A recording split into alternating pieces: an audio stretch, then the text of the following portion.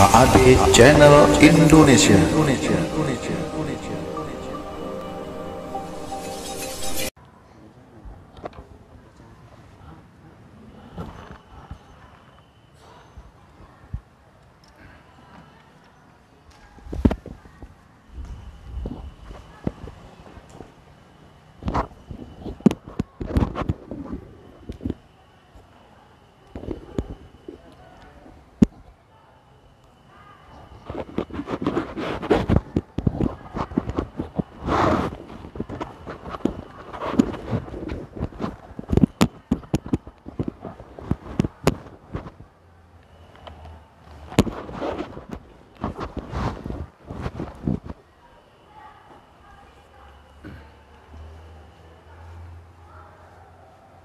Baik Bapak Ibu, kita Udah, mulai. tak kirim. Ini gak dikirim nang aku.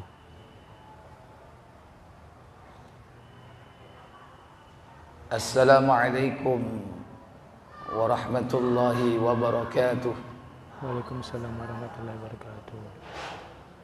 Innal hamdalillah nahmaduhu wa nasta'inuhu wa nastaghfiruh wa na'udzu billahi min sururi anfusina Kenceng. wa min sayyiati a'malina. Man yahdihillahu fala mudilla lahu Iku wong takok wong iku. wa man yudlil fala hadiya lahu.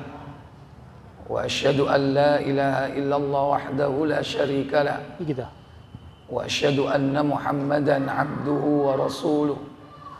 Allahumma salli wa sallim wa barik ala Muhammadin sallallahu alaihi wa ala alihi wa ashabihi wa man tabi'ahum bi ihsanin ila yaumiddin, amma ba'd. Puja dan puji syukur kita panjatkan kepada Allah Aneh. atas nikmat-nikmat yang Allah berikan kepada kita, dan semoga salawat dan salam selalu tercurah kepada Nabi kita, suri tauladan kita, baginda Nabi Muhammad sallallahu alaihi wasallam. Demikian pula untuk keluarga beliau, keturunannya, para sahabatnya, dan seluruh pengikutnya hingga tegaknya hari kiamat. Ikhwatal iman, a'azzakumullah. Hari ini kita akan mengkaji satu tema, yakni menjemput maut. Dua kata dari judul ini. Yang pertama yakni al-maut. Kita ketahui bahwa al-maut itu adalah kematian. Dan kematian merupakan makhluk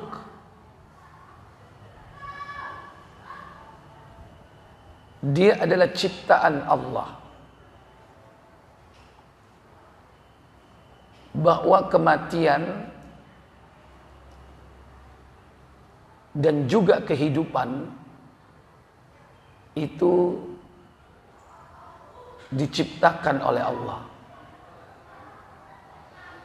Sebagaimana dalam surah Al-Mulk, surah 67, pada ayat yang kedua,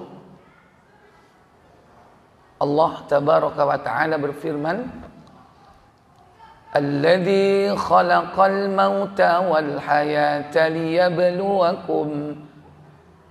liyabluwakum ayyukum ahsanu amala wa huwal azizul ghafur. Apa kata Allah? Yang menjadikan mati dan hidup supaya dia menguji kamu. Siapa di antara kamu yang lebih baik amalnya?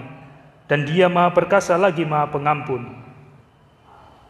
Allah katakan Alladzi khalaqal mauta. Allah yang menciptakan kematian, wal hayata, dan kehidupan. Untuk apa? Liyabluwakum menguji kalian semua. Ayyukum ahsanu amala, siapa di antara kalian yang terbaik amalnya. Jadi Allah menciptakan kematian dan kehidupan. Khalaqal mauta. Demikian pula dalam sebuah hadis bahwa kelak Allah tabaraka wa taala akan menyembelih kematian. Setelah penduduk surga masuk ke dalam surga, penduduk neraka masuk ke dalam neraka, yang di neraka sudah tidak ada lagi yang dikeluarkan karena sebab syafaat, maka Allah akan menggiring al-maut dalam bentuk seekor domba, yang kematian itu akhirnya dibawa di tempat antara surga dan neraka. Di tempat itulah kematian al-maut yang diserupakan dengan seekor domba disembelih oleh Allah Jalla wa'ala. Maka setelah itu tidak ada lagi kematian, dan yang di neraka menjadi kekal.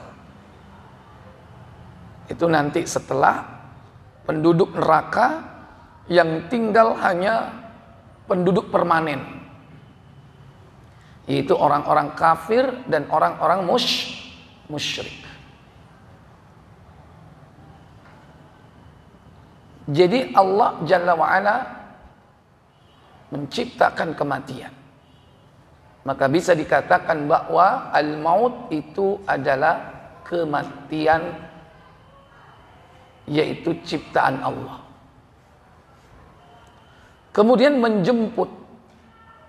Menjemput di sini berarti seseorang itu secara proaktif melakukan aktivitas yang pada hakikatnya dia itu menuju kepada titik akhir batas ajalnya hidup di dunia.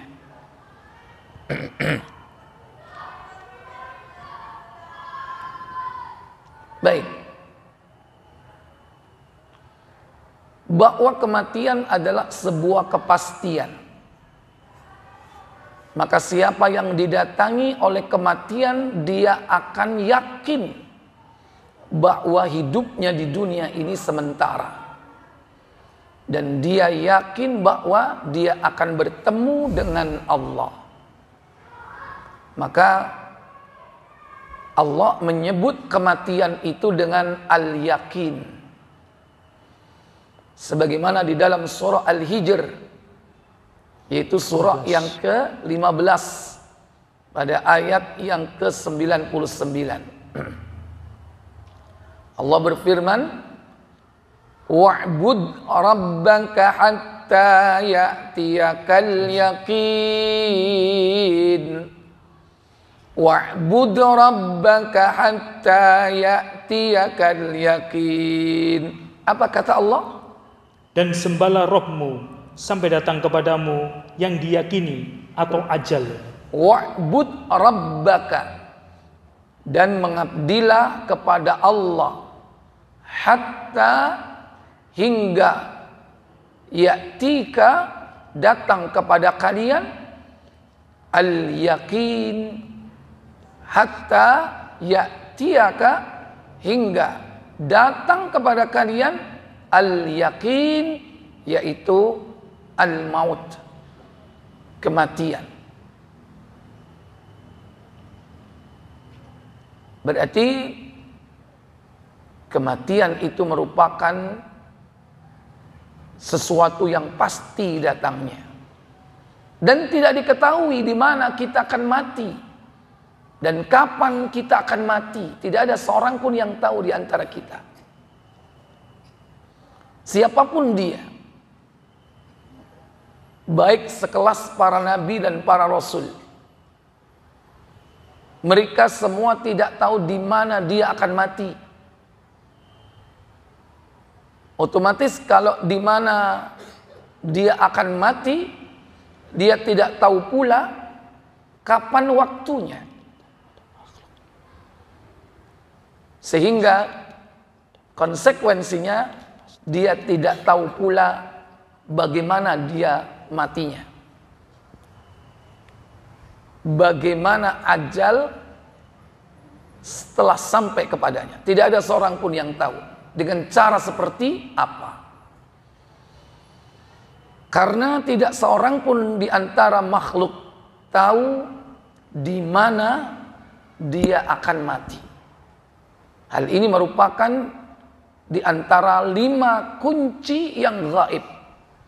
5 kunci yang gaib, kata Nabi dalam hadis riwayat Abdullah bin Umar yang terdapat di dalam Sahih Bukhari nomor 545.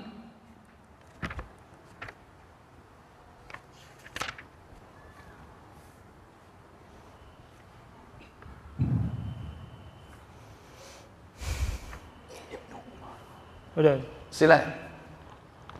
Ibnu Umar radhiyallahu anhuma mengatakan bahwa Rasulullah SAW bersabda, Apa sabda beliau?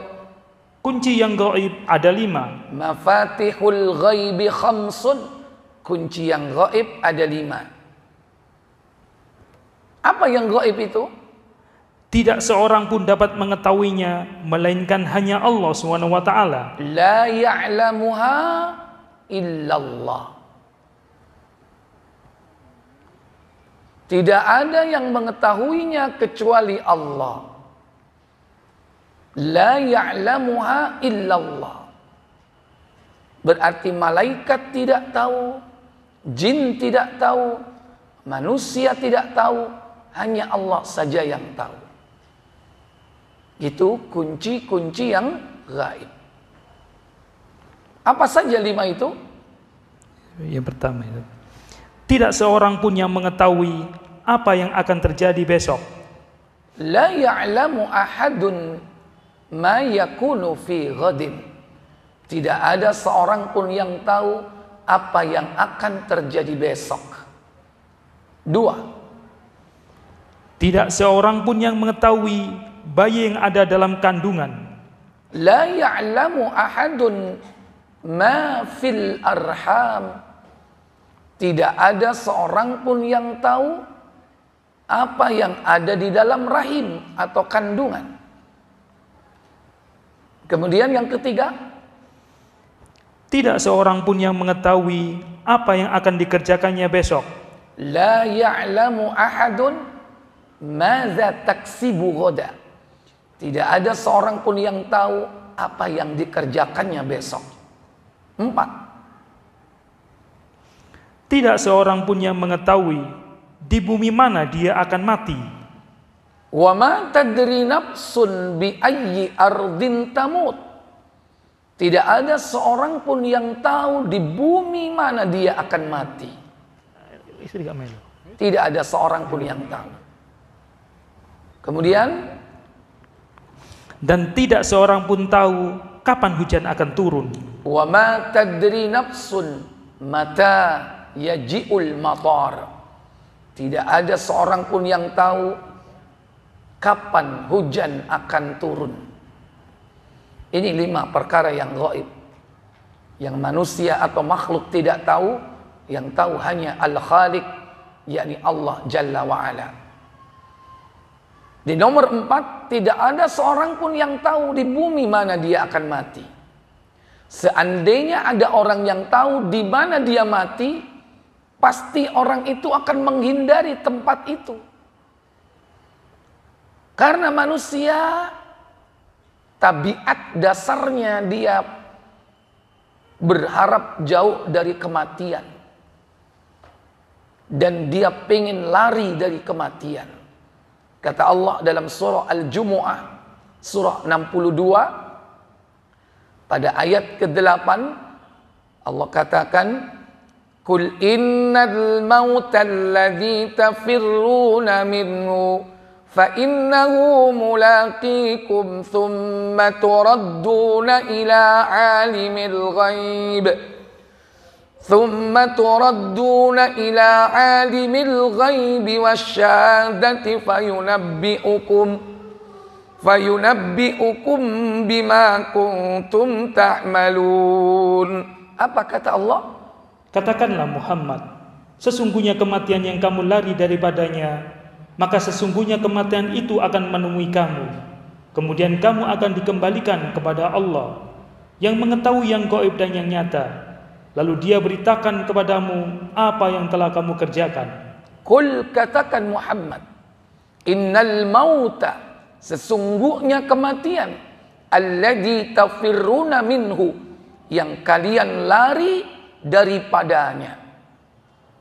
Kalau seandainya manusia tahu di mana dia akan mati, pasti dia akan menghindar dari tempat itu. Kalau seandainya ada informasi bahwa kematiannya di sebuah atau di masjid, entah masjid apapun, maka selamanya dia tidak akan pernah mendekati masjid. Kalau seandainya Allah menginformasikan di mana dia akan mati, seandainya informasi itu bahwa kematiannya adalah di kamar mandi, maka selamanya dia tidak akan pernah memasuki kamar mandi. Dani rembes keatus-atus. Manusia pasti akan menghindar dari tempat itu. Kalau seandainya dia diberi kabar bahwa kematiannya di WC, pasti selamanya dia tidak akan pernah datang ke WC. Berarti helikopter.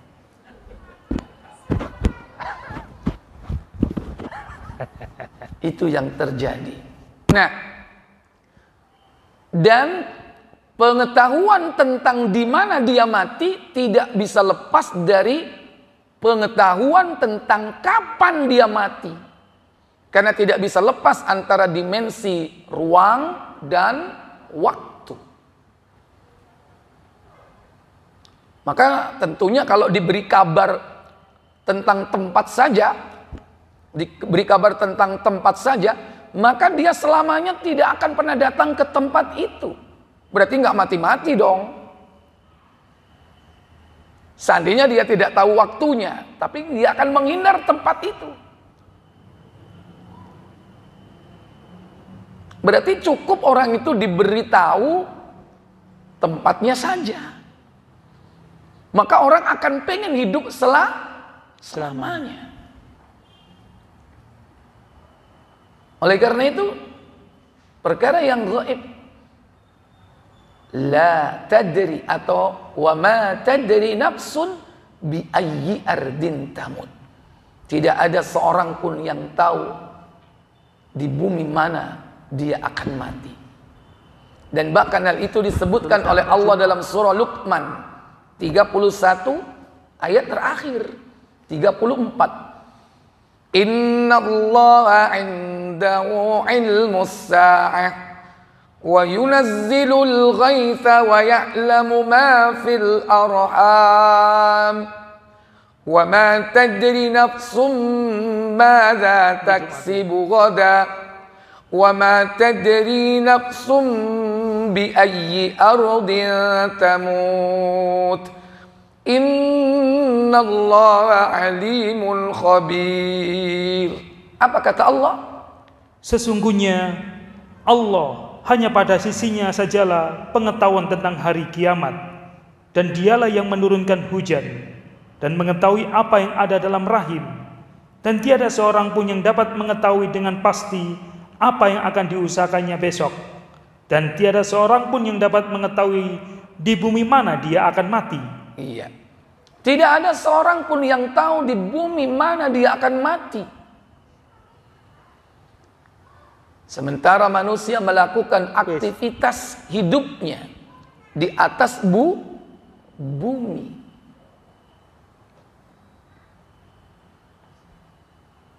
Berarti jarang ada orang yang mati tidak di bumi.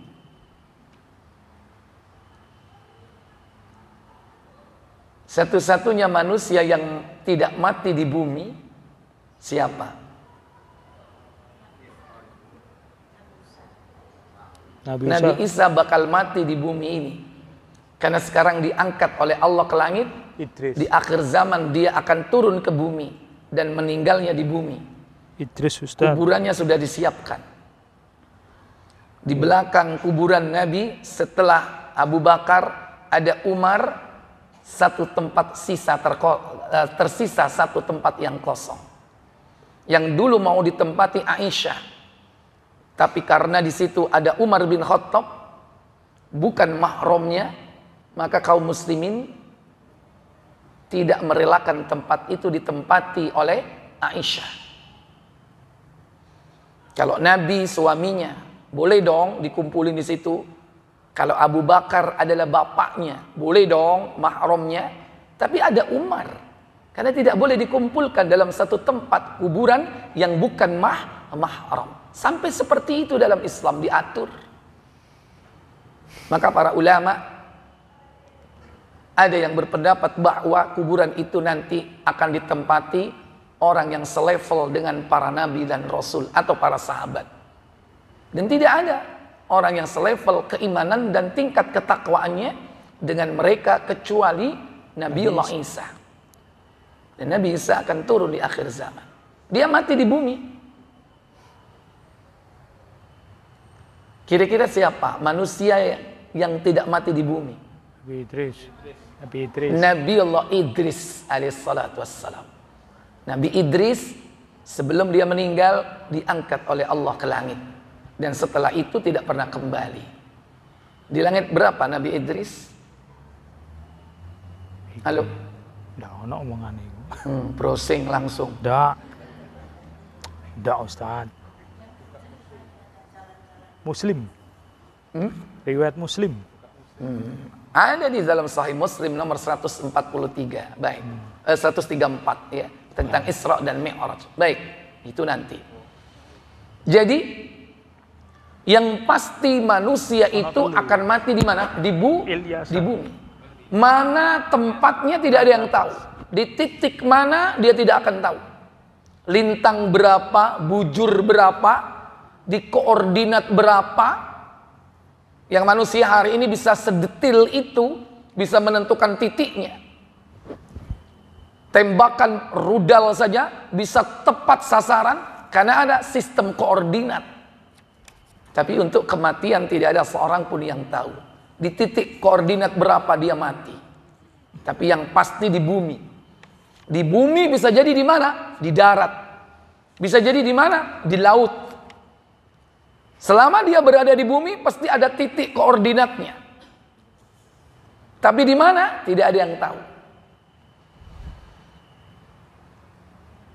Maka yang pasti bahwa kematian itu akan menjumpai kita atau kita akan berjumpa dengan kematian itu, pasti dia datang tepat waktu, tidak pernah bergeser. Dia datang tepat waktu. Kata Allah Jalla wa'ala di dalam surah Al-A'raf surat ke-7 ayat 34, walikulli ummatin ajal fa idza jaa ajaluhum la yastakhiruna sa'atan wa la yastaqdimun. Apa kata Allah? Tiap-tiap umat yang mempunyai batas waktu, maka apabila telah datang waktunya, mereka tidak dapat mengundurkannya barang sesaat pun, dan tidak dapat pula memajukannya. Fa idza jaa ajaluhum, apabila datang ajalnya, batas waktunya, maka tidak akan bisa diundur. La yastakhiruna sa'atan, walaupun hanya satu saat, satu detik. Wala yastaqdimun, bahkan dimajukan pun tidak akan bisa. Kata Allah di dalam surah Yunus 10 ayat 49, Qul la amliku li nafsi dharran wa la naf'an illa ma syaa Allah. Likulli ummatin ajal. Idza jaa ajaluhum fala yastakhiruna sa'atan wa la yastaqdimun. Apa kata Allah? Katakanlah Muhammad, aku tidak berkuasa mendatangkan kemudorotan dan tidak pula kemanfaatan kepada diriku, melainkan apa yang dikehendaki Allah. Tiap-tiap umat mempunyai ajal. Apabila telah datang ajal mereka, maka mereka tidak dapat mengundurkannya barang sesaat pun dan tidak pula mendahulukannya. Dalam surah yang lain, Allah Jalla wa'ala berfirman pada surah An-Nahl 16 pada ayat yang ke-61. Walau yu'akhidullahu an-nasa bizulmihim ma taraka 'alayha min dabbah ما ترك عليها من دابة ولكن يؤخرهم إلى أجل مسمى فإذا جاء أجلهم لا يستأخرون ساعة ولا يستقدمون. Apa kata Allah? Jikalau Allah menghukum manusia karena kezalimannya, niscaya tidak akan ditinggalkannya di muka bumi sesuatu pun dari makhluk yang melata. Tetapi Allah menangguhkan mereka sampai kepada waktu yang ditentukan. Maka apabila telah tiba waktunya yang ditentukan bagi mereka, tidaklah mereka dapat mengundurkannya barang sesaat pun dan tidak pula mendahulukannya. Kira-kira yang lebih mudah itu mengundurkan atau memajukan? Kira-kira seandainya bisa, kira-kira yang lebih mudah itu mengundur atau memajukan?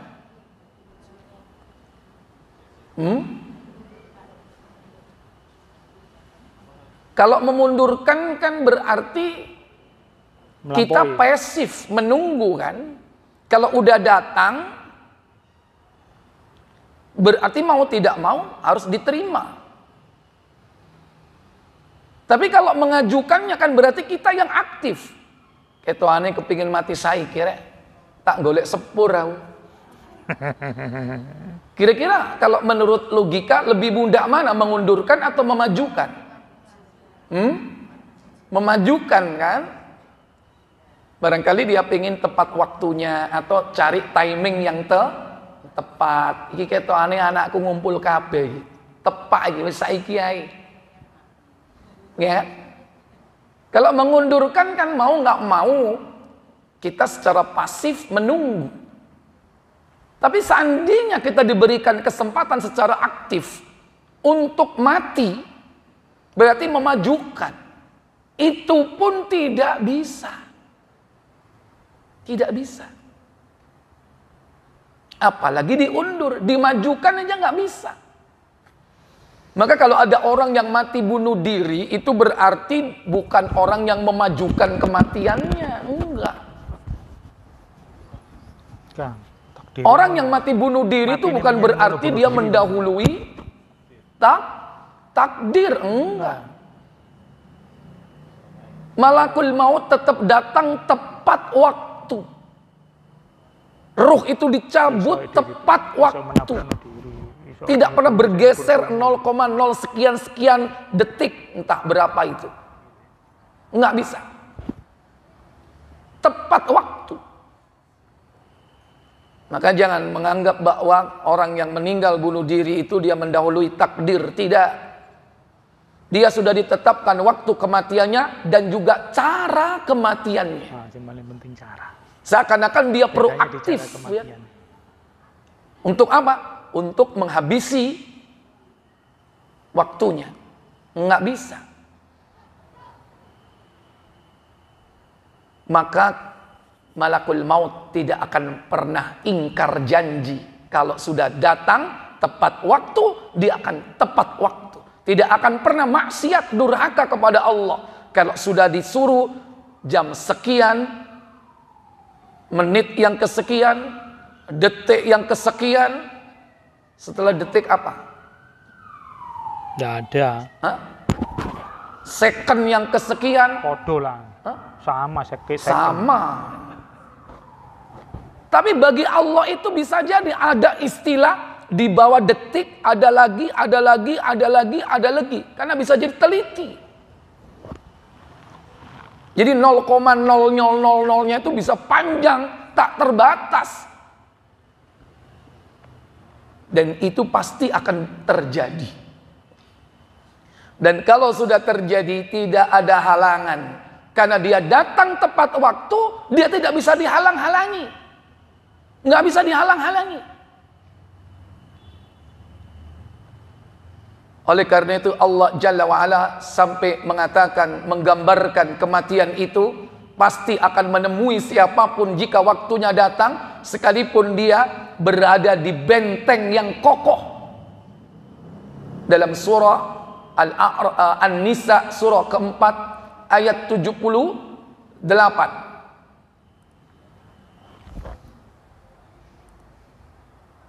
Allah Jalla wa'ala berfirman, Aynama takunu yudrikumul maut walau kuntum fi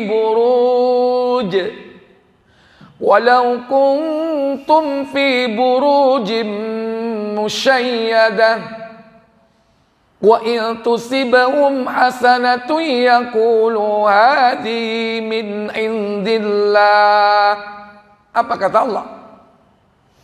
Di mana saja kamu berada, kematian akan mendapatkan kamu, kendati pun kamu di dalam benteng yang tinggi lagi kokoh. Dan jika mereka memperoleh kebaikan, mereka mengatakan ini adalah dari sisi Allah. Aynama takunu, di mana saja kalian berada, di bumi ini, di gunung, di laut, di dasar bumi, kau bersembunyi. Kau bersembunyi di dasar bumi. Kau buat bunker yang kokoh. Tidak ada orang yang tahu. Atau mungkin menyelam ke dasar laut dengan alat super canggih. Bahkan bisa dikatakan di mana kau berada di langit misalnya. Mungkin dia tidak mau mati di bumi. Pengen berusaha lari dari bumi. Katanya di bumi mana dia akan mati. Mungkin dia membuat sebuah pesawat luar angkasa yang dia pengen mati di sana supaya malaikat tidak mengetahui tempatnya. Maka mustahil bagi malaikat tidak mengetahui.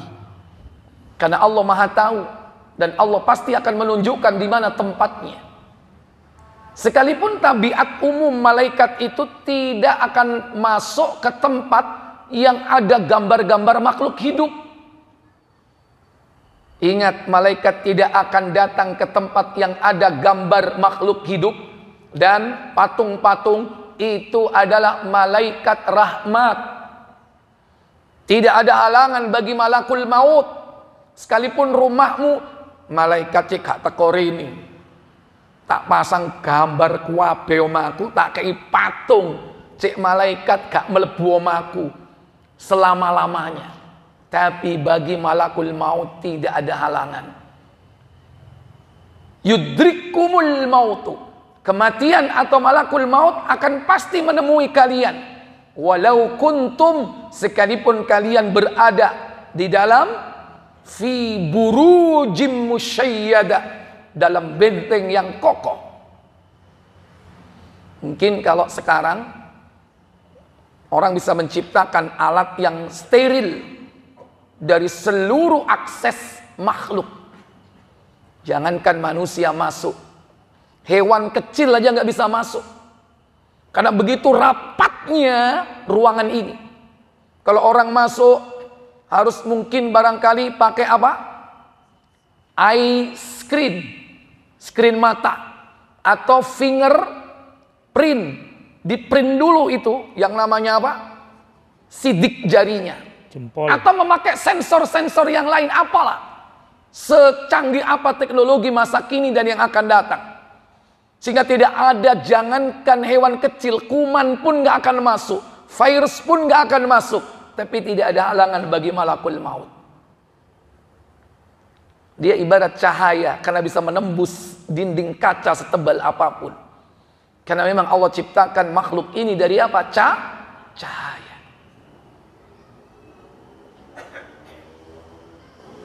Maka berarti manusia tidak akan bisa lari dari kematian.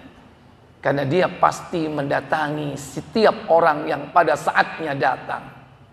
Oleh karena itu, Bapak Ibu, saudara-saudari sekalian yang dirahmati Allah, maka pada hakikatnya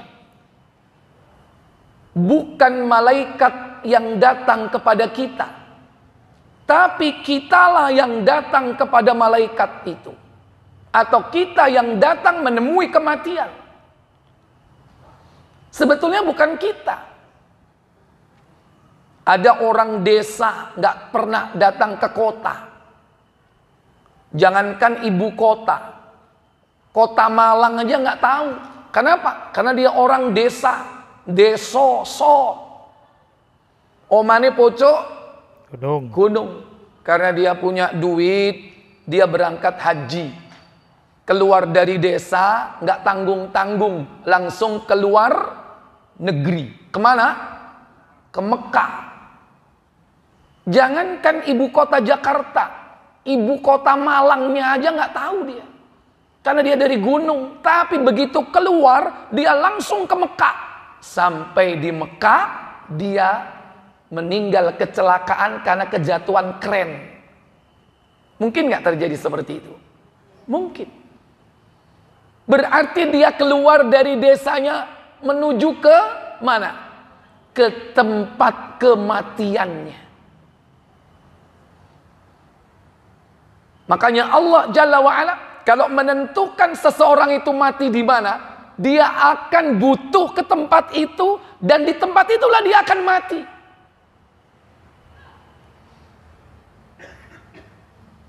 Orang banyak lari dari kematian, sebetulnya dia lari menuju kepada kematian. Negerinya perang. Biasanya kalau perang ini orang pada ngapain? Mengungsi. Dia mengungsi, menyeberang laut. Di tengah laut, kapalnya tenggelam. Berarti dia lari dari kematian menuju ke apa? Menuju kepada kematiannya.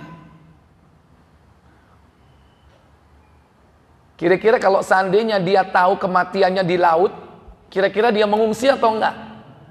Halo? Kira-kira tadi yang mau haji tadi itu, kalau ternyata nanti matinya di Mekah, kira-kira mau berangkat nggak? Halo? Kira-kira jeng iki ono informasi sampean kok nek teko kono jarine engko sampean mati nang kono. Kira-kira jadi berangkat? Oh nek ngono ojo saiki sih aku durung siap. Pasti orang akan menunda keberangkatan safarnya. Oleh karena itu hakikatnya manusia itu berjalan menuju kepada kematian. Karena kita tidak tahu di mana kita mati, kapan kita mati. Berarti kita melakukan aktivitas sehari-hari ini adalah berjalan kepada titik ajal kita. Berarti siapa sebetulnya yang menjemput maut? Siapa sebetulnya yang menjemput maut? Kita ini yang menjemput kematian sebetulnya. Bukan kematian yang menjemput kita. Kita yang menjemput kematian kita. Karena kita ini aktivitas hidup kita berjalan terus menuju titik ajal kita. Nabi SAW bersabda di dalam hadis Ibnu Majah nomor 3457. Ketika Allah sudah menetapkan kematian seseorang, Allah akan menjadikan orang itu apa? Berhajat di tempat itu. Apa kata Nabi Shallallahu Alaihi Wasallam?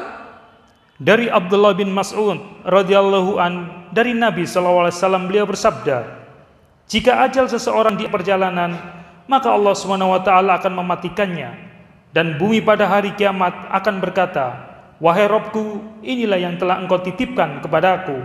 Kata bumi, hadza ma istauda'tani, wahai Allah Rabbi, inilah orang yang telah kau titipkan kepadaku, kata bumi. Yaitu dia meninggal di bumi itu. Para ibu, saudari sekalian yang dirahmati Allah tabaraka wa ta'ala, maka hakikatnya kitalah yang datang menjumpai kematian itu. Itu malakul maut waktu mau nyabut orang yang Malang tadi itu ya, yang rumahnya gunung, itu dia nggak susah-susah datang ke Malang. Dia tunggu aja di Mekah. Carno apa? Engko lak wong ngirimi. Ya kan? Dinteni nang Mekah ini. Engko lak rene engko. Apa? Soro-soro nang Malang. Ya bagi malaikat nggak ada soro, ya kan? Tapi malaikat sudah di situ. Orangnya yang datang ke sana, nggak susah-susah diketing, mulai dari desa berangkat, enggak. Tunggu di sana. Berarti kita yang datang menuju kepada kematian kita. Sementara kita sudah tahu batas waktunya. Berarti hakikatnya orang itu bisa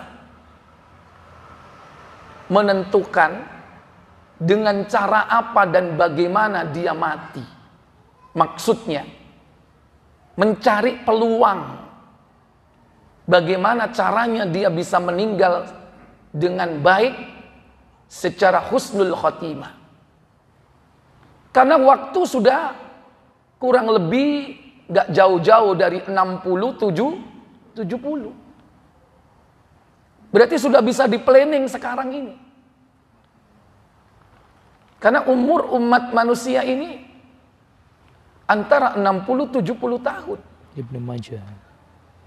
Maka di antara metode untuk menjemput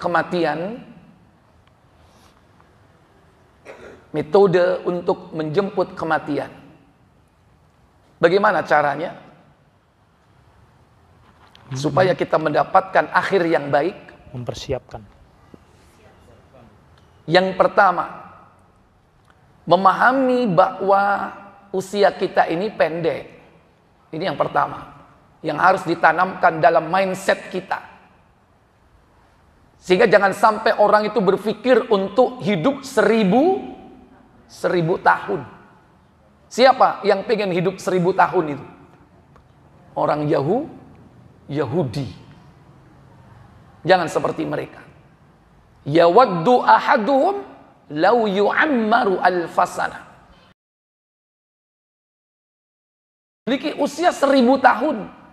Diterangkan dalam surah Al-Baqarah pada ayat 96. Maka pahami bahwa usia kita ini antara 60-70 rata-rata. Kata Nabi dalam hadis, yakni buka Tirmidzi-nya saja, nomor 2331. 2331.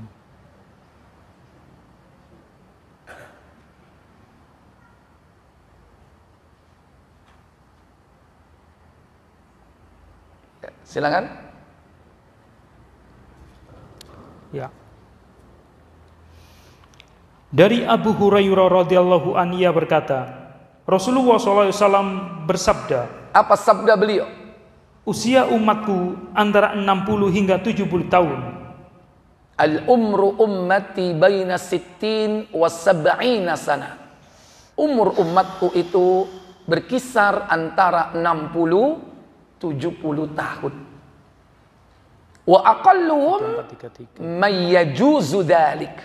Dan sangat sedikit yang lebih dari itu. Kalaupun ada yang 71, 73, 80, sedikit jumlahnya. Apalagi yang sampai ratusan tahun, sangat jarang sekali. Itu biasanya orang-orang lama itu, stok-stok lawas. Bayangan lawas. Kalau yang baru-baru ini sudah kadang Remek. sering makanan yang banyak mengandung racun, ya kan? Ya itu bagian dari sunnatullahnya. Jadi kuat.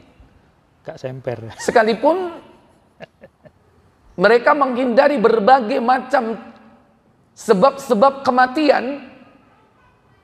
Mungkin barangkali makanannya dijaga, nggak mengandung pengawet, pewarna, tidak mengandung penyedap misalnya.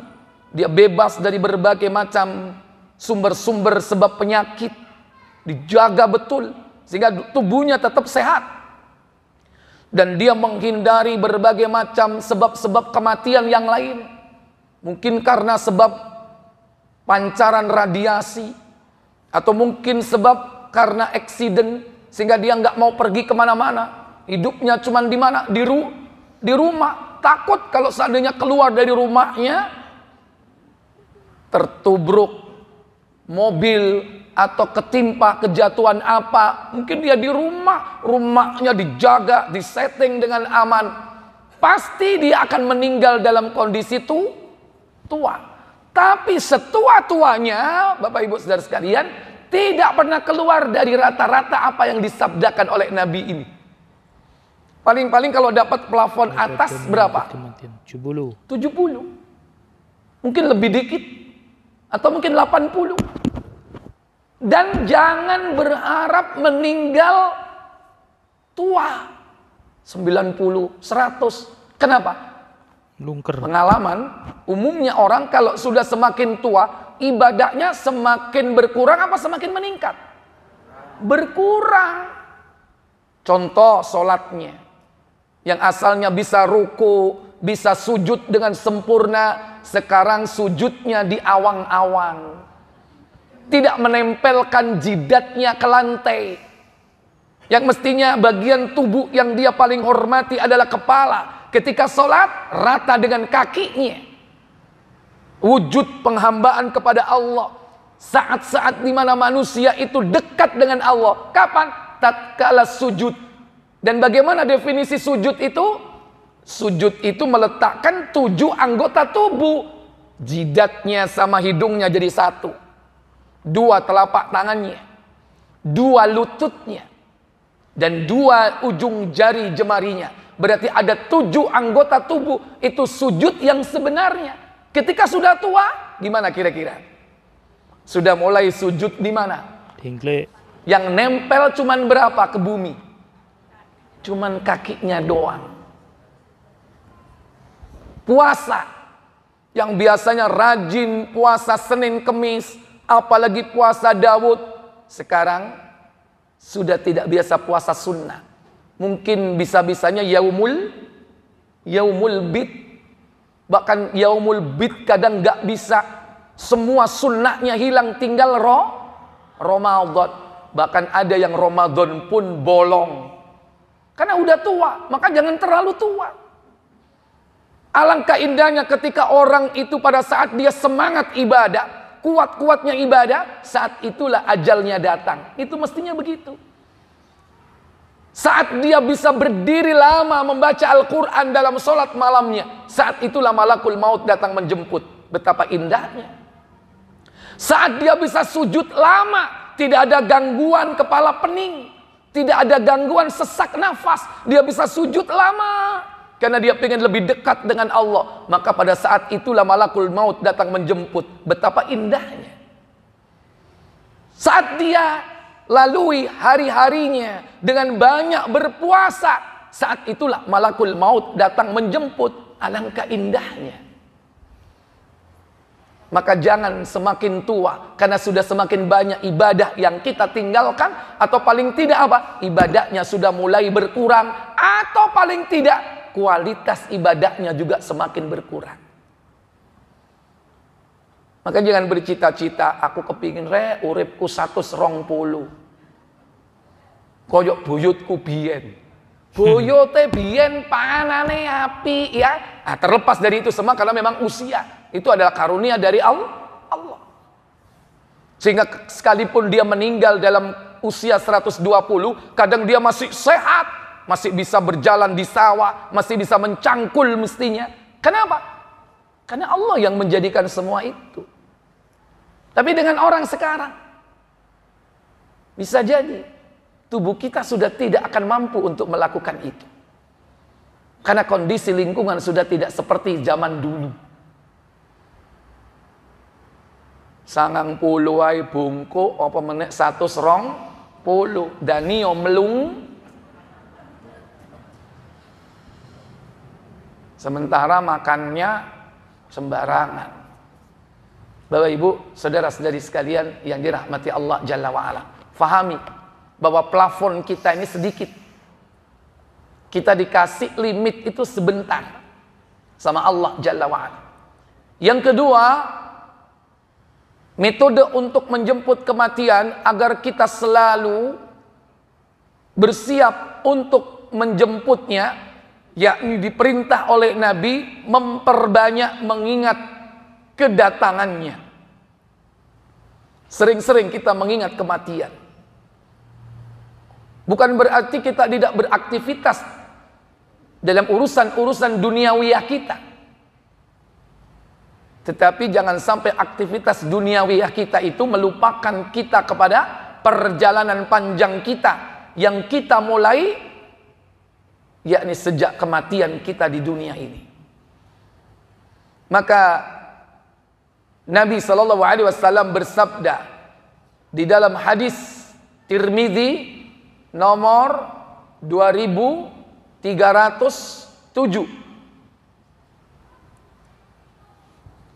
Ya. Silakan. Dari Abu Hurairah radhiyallahu an, ia berkata, Rasulullah SAW bersabda, Apa sabda beliau sallallahu alaihi wasallam? berbanyaklah mengingat pemutus kenikmatan. Maksudnya adalah kematian. Aktsiru dzikra hadzimil ladzat. Perbanyaklah oleh kalian mengingat sesuatu yang dapat memutus kelezatan dunia. Hadimul ladzat, pemutus kelezatan. Waqati'us syahawat, dan pemutus segala keinginan. Manusia itu banyak keinginan, banyak cita-cita, dan itu diputus oleh kematiannya. Dan kelezatan-kelezatan di dunia ini diputus, yakni oleh kematian. Maka kita diperintah untuk memperbanyak mengingat kematian itu. Maka di antara perintah Nabi agar kita selalu ingat kepada kematian, di antaranya kita dianjurkan untuk berziarah kubur. Nabi bersabda, fazurul kubur, berziarah kuburlah kalian, fa inna tudzakkirakumul maut, karena hal itu dapat mengingatkan kalian kepada kematian. Perbanyak mengingat kematian. Datangi orang-orang yang sakit, karena dengan melihat orang yang sakit, kita akan mendapatkan pelajaran bahwa kematian itu bisa datang melalui berbagai macam cara. Salah satunya yakni melalui sakit. Sebagaimana Rasulullah SAW sebelum beliau wafat, beliau sakit. Dan berapa banyak orang meninggal dunia itu diawali dengan apa? Sakit. Maka perbanyaklah juga mentadabburi Al-Quran. Dengan mentadabburi Al-Quran, kita juga akan pasti ingat mati. Paling tidak kalau kita memahami doa-doa kita dalam sholat, kita pun juga akan ingat mati. Bukankah kita mengucapkan inna salati wa nusuki wa mahyaya wa mamati. Sesungguhnya sholatku, manasikku, ibadahku, hidup dan matiku. Itu menunjukkan bahwa kita bakal mati. Banyak cara agar kita selalu mengingat kepada kematian. Dan ini diperintah oleh Nabi SAW. Bahkan beliau SAW, jadilah kalian hidup di dunia ini seperti seorang musafir yang sedang melakukan apa? Perjalanan yang panjang. Nabi SAW bersabda, yaitu di dalam hadis Tirmidzi di nomor 2333.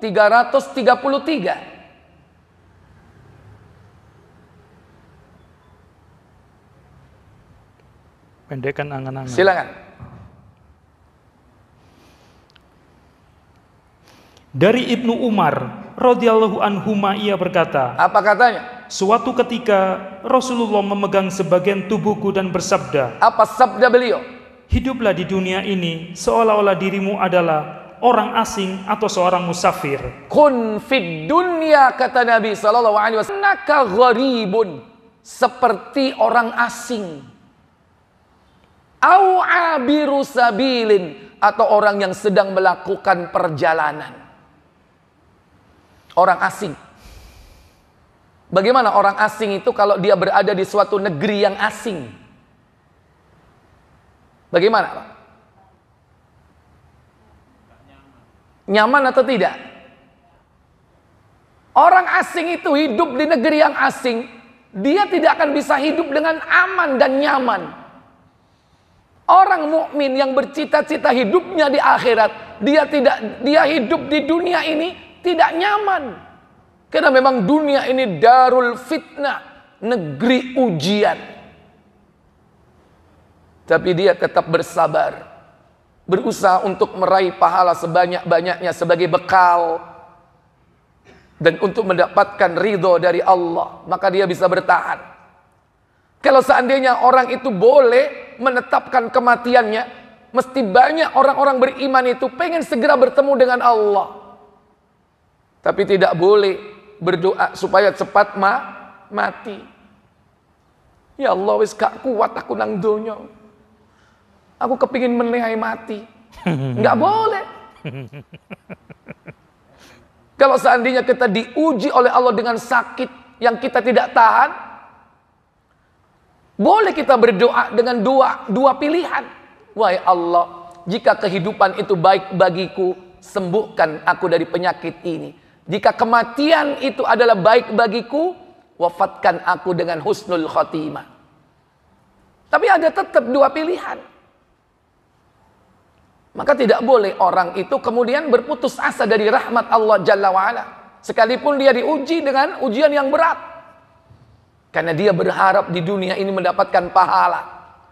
Dan itulah bekal yang dibawa nanti dalam perjalanan panjangnya. Di mana? Di akhirat. Makanya Nabi mengatakan, au abiru sabilin, atau seperti seorang musafir yang sedang melakukan perjalanan. Musafir itu pengen mukim, bertempat tinggal di situ apa enggak? Ya. Seandainya dia berhenti, tujuannya untuk apa? Untuk istirahat. Atau sekedar mencari apa? Mencari bekal perjalanan panjangnya. Kalaupun dia harus berhenti dan transit. Makanya orang Jawa bilang, urip iki mung mampir ngombe apa? Es tegan. Ngombe tegan. Itu maksudnya kita ini di dunia mencari bekal. Karena di dalam perjalanan yang panjang kita butuh perbekalan yang cukup. Berarti kalau kita ini ibarat orang asing, kita di dunia ini tidak tahu tempat mana-mana, nggak apa-apa, Bu. Sementara orang pada ribut, gaya hidup orang kafir, tahu tempat rekreasi ini, tahu tempat indah di sini dan di situ, tahu kuliner ini, kuliner itu. Orang mukmin nggak bingung, Bu. Kenapa? Karena hidupnya seperti orang asing, nggak tahu tempat kuliner enak, nggak masalah. Karena orang mukmin itu lebih tahu tempatnya di surga daripada tempat-tempat di dunia. Wah, sampean ceng kuper sampean itu. Mosok nang kono ae karo. Awak dhewe iki wis tak jelajahi kabeh seluruh tempat rekreasi, tempat-tempat di dunia sudah saya pernah jelajahi. Itu bukan tujuan hidup orang mukmin di dunia ini. Tujuan hidup orang mukmin adalah akhirat. Dunia ini asing bagi kita. Dan ini perintah Nabi. Jadilah kau hidup di dunia seperti orang asing. Atau musafir yang sedang melakukan perjalanan. Yang penting apa di sini? Bersiap-siaplah kalian. Mempersiapkan bekal sebanyak-banyaknya. Kenapa? Habis itu kita akan memasuki perjalanan panjang sekali. Sehingga Nabi mengatakan, wa'udda nafsaka min ahlil kubur. Apa kata beliau sallallahu alaihi wasallam? Siapkanlah dirimu sebagai penghuni kubur. Siapkanlah dirimu sebagai calon penghuni kubur. Kita semua adalah camat, calon mayit, calon orang yang mati. Dan kita semua pasti akan memasuki alamul barzakh atau alam kubur. Maka Nabi memerintahkan kita, udda nafsak, persiapkan dirimu min ahlil kubur, sebagai calon penghuni kubur. Maka jangan banyak bicara. Jika kau berada di pagi hari, apa kata Nabi sallallahu alaihi wasallam? Lanjut. Ibnu Umar lalu berkata kepadaku, jika kamu sedang berada di pagi hari, maka janganlah kamu bicarakan tentang dirimu di sore hari. Idza asbahta fala tuhaddits nafsaka bil masa. Maka jika kau berada di pagi hari, jangan bicarakan tentang dirimu di sore hari. Belum tentu kita sampai di sore hari. Bicarakan sekarang ini. Sebaliknya apa kata Nabi? Jika dirimu sedang berada di sore hari, maka janganlah membicarakan dirimu di pagi hari. Wa idza amsayta, jika kau berada di sore hari, fala tuhaddits nafsak bis sabah, maka jangan bicarakan dirimu di pagi hari besok. Maka Nabi sallallahu alaihi wasallam perintahkan untuk apa? Menjaga, yakni waktu sehat dan hidup kita.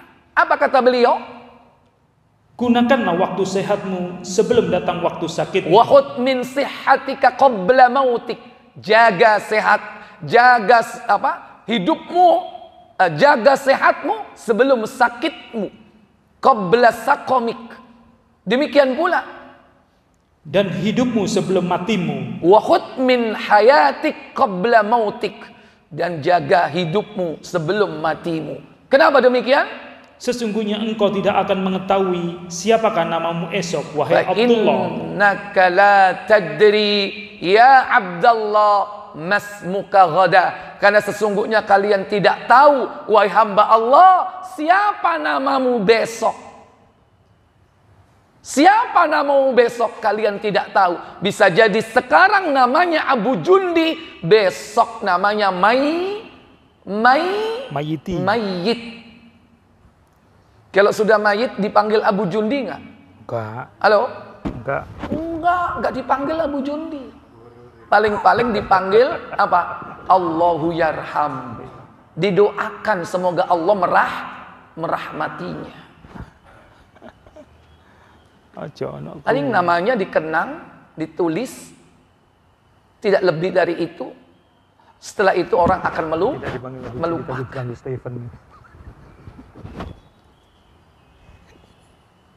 Ikhwatal iman, a'azzani Allah wa iyyakum.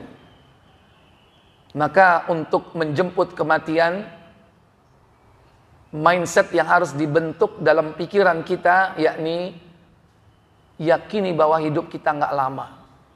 Dan kita diperintahkan untuk selalu mengingat kematian. Setelah itu baru kita diperintah untuk mempersiapkan diri menjadi calon penghuni kubur. Maka kalau kita sudah memahami bahwa waktu kita ini tidak panjang, 2333, berarti sebetulnya bisa disetting mulai sekarang. Apa hal-hal yang perlu dipersiapkan? Seandainya kita, Bapak Ibu, dikasih plafon yang paling atas, yaitu 70. Taruhlah, kita anggap 70. Walaupun kadang bisa jadi kurang dari itu. Kalau bisa jadi lebih, yaitu nggak masalah. Yang kita berharap bisa istiqomah. Tapi seandainya kita tetapkan, udah deh 70 aja. Nah kalau sekarang kita usia 50, berarti kurang berapa? kurang 20 tahun. Berarti rentang waktu selama 20 tahun itu kita bisa mempersiapkan diri. Kenapa orang itu pandai membuat planning, membuat program untuk sebuah bisnis, sehingga perusahaannya itu berkembang pesat sampai turun-temurun dari generasi ke generasi. Kenapa? Karena dia punya planning yang matang. Dia punya target jangka pendek, target jangka menengah, target jangka panjang. Dia berharap bisa meningkatkan skill bisnisnya, scale up bisnis. Dia bisa ekspansi di tempat ini, di tempat itu. Cabangnya ini banyak di setiap kota misalnya. Kenapa? Karena dia memperhitungkannya secara rinci, membuat planningnya secara detail. Padahal waktunya tidak terbatas. Sementara kita diberi waktu yang sudah pasti. Walaupun kita tidak tahu kapan tepatnya, tapi limitnya sudah jelas gitu loh. Limitnya sudah jelas. Kalau kita ambil plafon 70, kalau sekarang kita usia 40, 30 tahun. Kalau sekarang kita 50, 20 tahun. Kalau sekarang kita 60, 10 tahun. Nah, dalam waktu selama itulah kita mulai mempersiapkan diri. Kenapa orang rata-rata ketika ditanya, Pak, sudah siap gak meninggal? Semua jawabnya apa? Belum. Mulai ketika usia 40, Cak, sampean wis siap mati? Ngawur ae. Petang polo aku rek uber kedua iki, aku kepingin golek maneh iki. Iya kan? Gitu. 50 ditanya, Pak, bukan Cak lagi apa? Pak, sampean wis siap mati? Durung rek. Kepala 5. Tapi semangat sih 15. Ya? Jawabannya belum. Nanti ketika usia 60, 65, Mbah, celuk Mbah. Mbah, sampean wis siap mati. Durung rek, ngawur kan iku.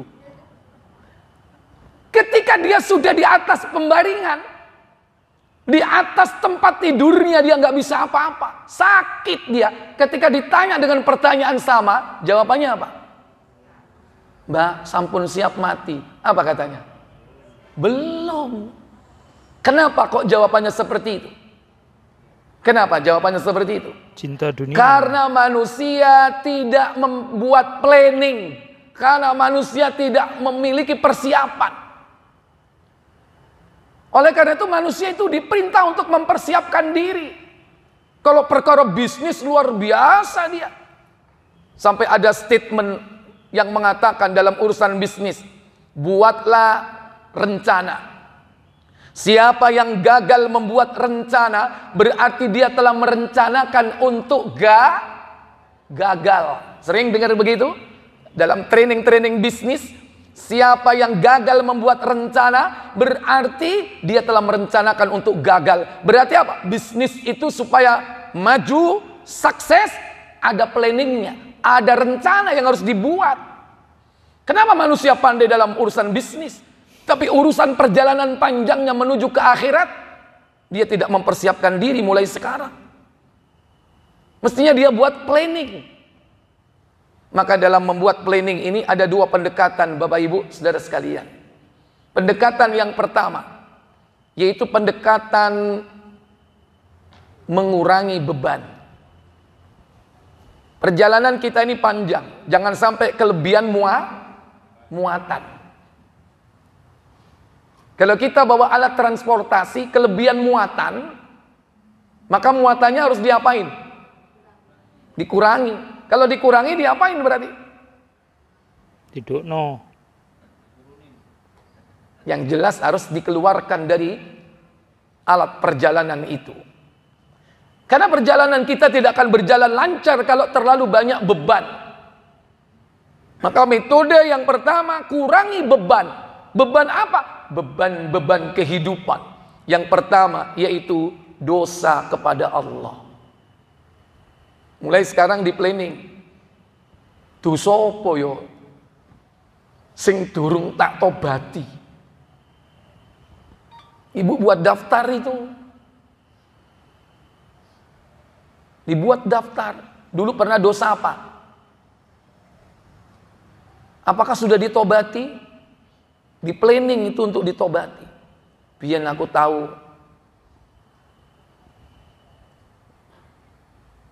Ngentit duit tonggo. Sudahkah ditobati?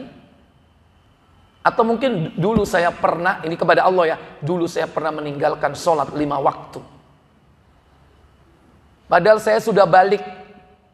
Selama 5 tahun saya nggak sholat.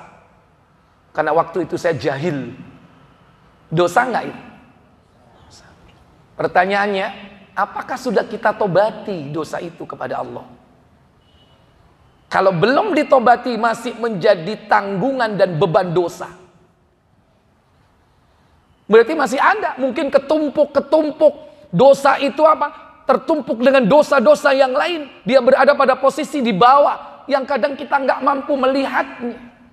Karena sudah sekian tahun berlalu dan kita melupakannya. Sementara kita belum pernah bertobat dari dosa itu. Hati-hati. Itu beban hidup yang harus dikeluarkan. Harus diturunkan.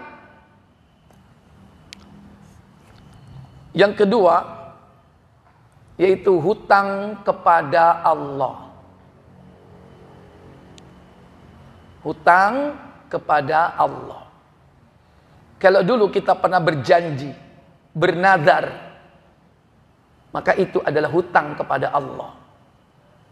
Dalam hatinya dia berniat misalnya mau melaksanakan ibadah umroh, tapi sampai hari ini belum berangkat. Maka itu sebagai hutang kepada Allah. Mungkin dulu sempat bernadar untuk berpuasa 3 hari. Dalam kondisi tertentu, mendapatkan nikmat tertentu, dia bernadar untuk melakukan ibadah ini, ibadah itu. Maka ibadah itu hanya kepada Allah. Dan kalau kita bernadar kepada Allah, maka itu adalah hutang yang harus ditunaikan. Karena itu beban hidup.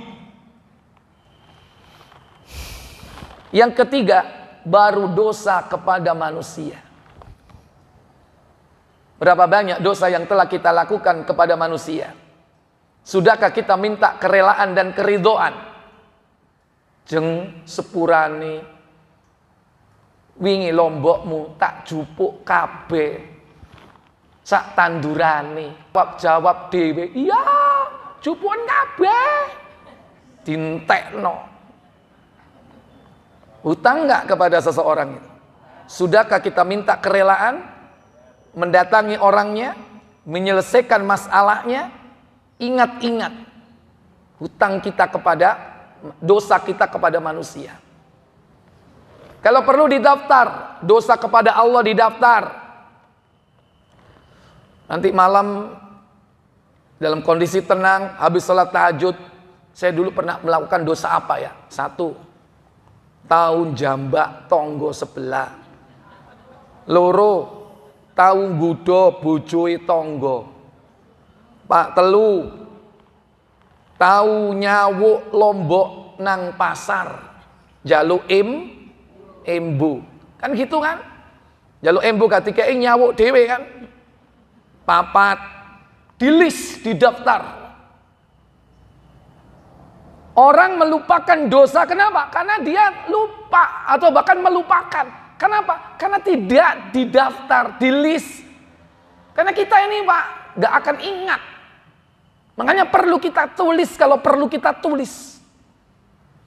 Dan kita rencanakan kapan kita menyelesaikan urusan itu. Kalau enggak Pak, kalau enggak Bu, kita akan lupa. Ini dalam rangka apa? Mengurangi beban hidup. Jangan sampai nanti ketika malakul maut datang menjemput, baru teringat seluruh dosa-dosa kita. Dan begitulah orang yang menjelang mati, dia akan ditunjukkan dosa-dosanya ketika di dunia. Makanya kadang ono wong arep mati ketenggengen menengai. Mungkin karena terlalu banyaknya dosa. ditunjukkan oleh Allah iki lho dosamu biyen. Seperti video klip di depannya ini ditunjukkan semua. Karena itu beban hidup yang menyebabkan perjalanan kita nggak lancar. Makanya perlu orang itu mengingat-ingat, kalau kita supaya nggak lupa, tulis itu. 5. Si kredit bunga. 6. Si seneng kartu kredit. Kapan dia harus punya rencana memotong kartu kreditnya? Riba nggak itu? Riba nggak, Pak? Riba. Ayo. Dari sekian kartu kredit itu, 5 misalnya, berapa yang sudah dipotong? 5. Halo? 5. 5, semua dipotong. Bagus. Kalau belum bisa, planningkan kapan? Besokkah kita harus melakukan? Lusakah kita? Pertanyaannya, lebih dulu mana? Antum semua memotong kartu kreditnya dengan malakul maut datang. Lebih dulu mana? Malakul maut. Enggak, jangan ditunda. Karena orang itu apa? Menunda, lupa. Buat list daftar, dosa apa yang masih kita lakukan hari ini? Dan kapan ditobati? Riba kita tekek ndukur dhisik. Apa? Meneh aku tak tobat.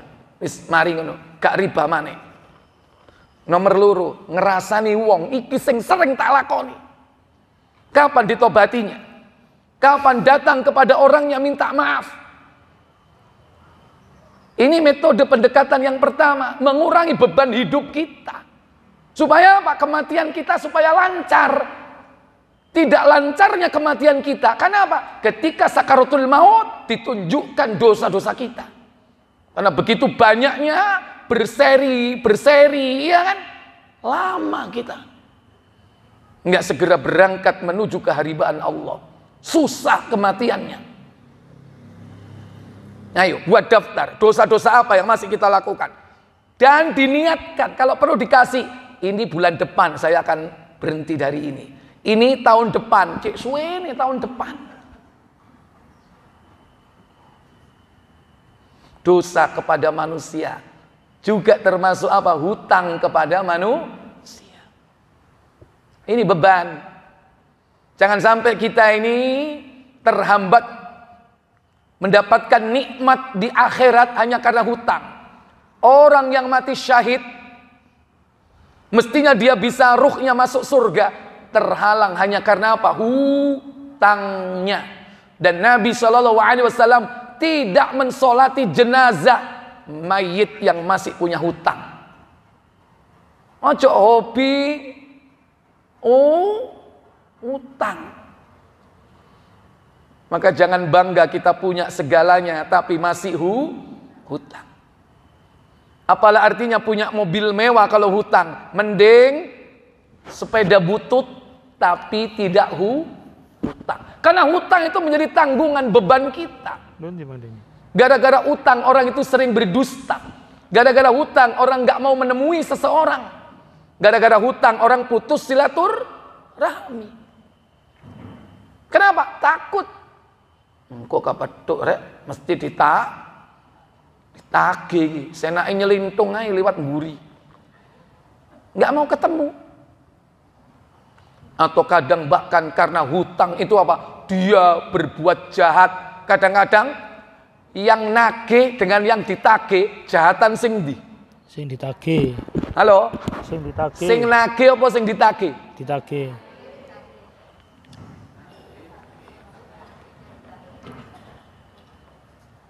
Kadang-kadang yang ditagih lebih jahat daripada yang nagih. Mumpung durung iki arep nagih tak senggrong dhisik.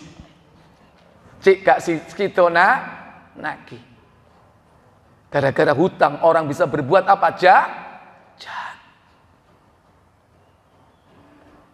Ini tanggungan, ini beban hidup yang harus dikurangi Bapak Ibu Saudara sekalian. Dan yang kelima apa? Beban hidup itu adalah hubbud dunya, cinta kepada dunia. Cinta kepada dunia, cinta kepada harta. Cinta kepada dunia, cinta kepada pangkat dan kedudukan. Cinta kepada dunia, cinta kepada pasangan hidupnya, atau cinta kepada anak-anaknya. Yang cintanya bukan karena Allah, tapi semata-mata karena makhluknya. Cinta kepada dunia itu merupakan tabiat dasar manusia, tetapi jangan sampai dia melupakan cintanya tertinggi, yaitu cinta kepada Allah dan cinta kepada Rasulnya. Seorang boleh mencintai sesuatu, tapi harus landasannya cinta Allah dan cinta Rasul. Kata Nabi SAW dalam hadis Sahih Muslim KBC nomor 34,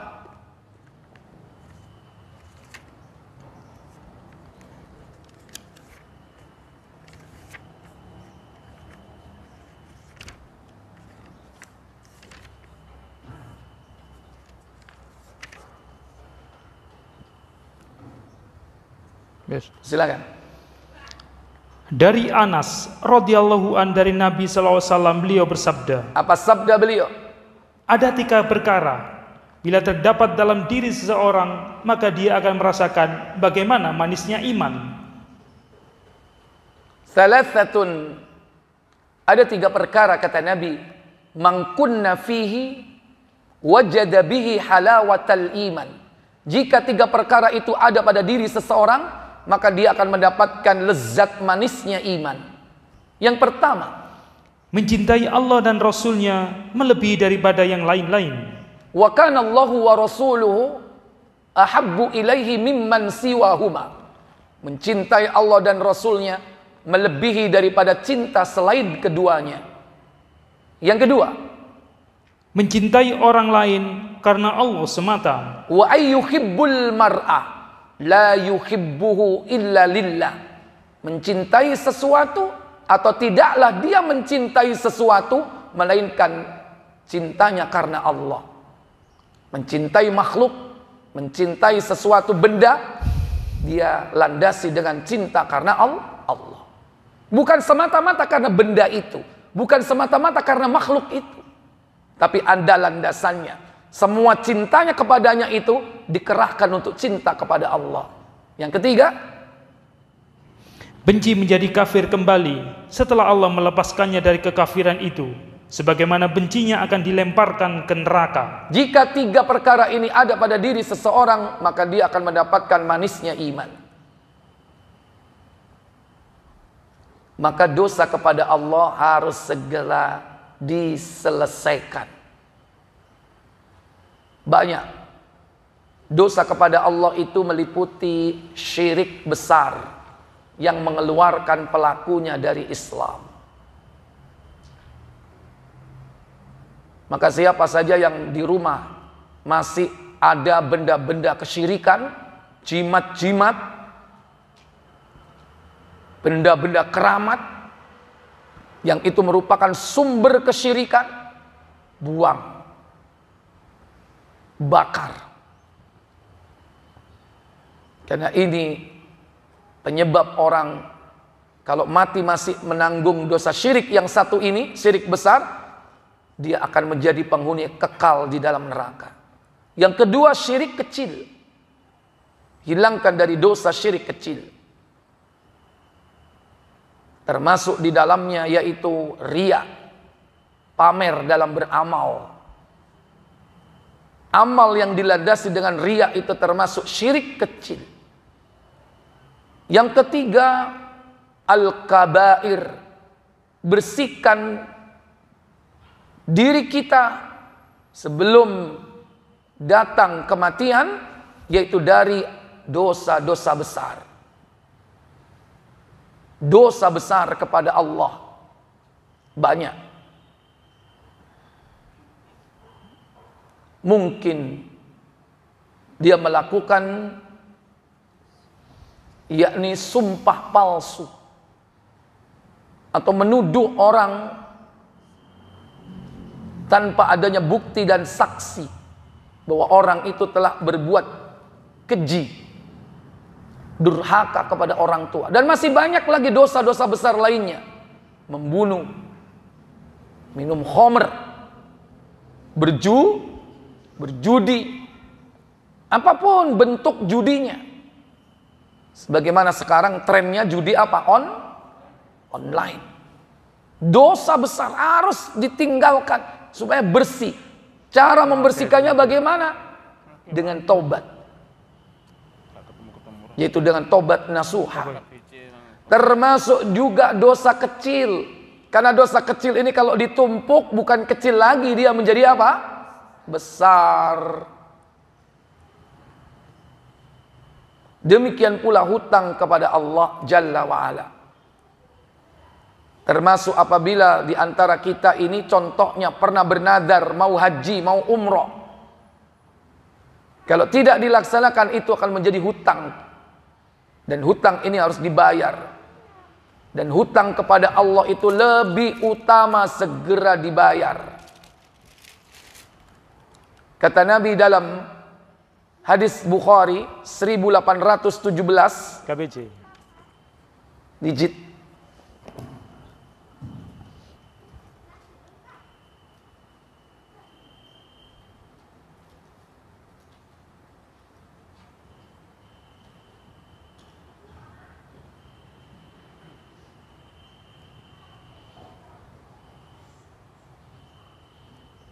dari Ibnu Abbas. Dari Ibnu Abbas radhiyallahu anhuma, ia berkata, datang seorang laki-laki kepada Nabi sallallahu alaihi wasallam lalu berkata, wahai Rasulullah, sesungguhnya ibuku telah meninggal dunia dan dia mempunyai kewajiban atau hutang puasa selama sebulan. Apakah aku boleh menunaikannya? Beliau sallallahu alaihi wasallam berkata, iya. Beliau melanjutkan, hutang kepada Allah lebih berhak untuk dibayar. Iya. Fadainullah ahaqqu ayyuqda. Hutang kepada Allah itu lebih prioritas, lebih utama untuk segera diselesaikan. Maka seandainya kita meninggal dunia masih punya hutang puasa, maka anaknya wajib membayar hutang puasanya. Mamata fa'alaihi shaum sama anhu waliyu. Siapa yang memiliki hutang puasa, dia meninggal dunia belum sempat melakukan atau membayar utangnya, maka anaknya yang harus membayarnya. Dan ini termasuk hutang kepada Allah. Kemudian dosa kepada manusia, yaitu berupa kezaliman yang dilakukan oleh seseorang. Kemudian hutang kepada manusia dari hal harta atau dari yang lainnya. 1171 KBC Bukhari, hutang kepada manusia. Abu Hurairah. Iya, dari Abu Hurairah. Dari Abu Hurairah radhiyallahu an, Rasulullah SAW bersabda, Apa sabda beliau?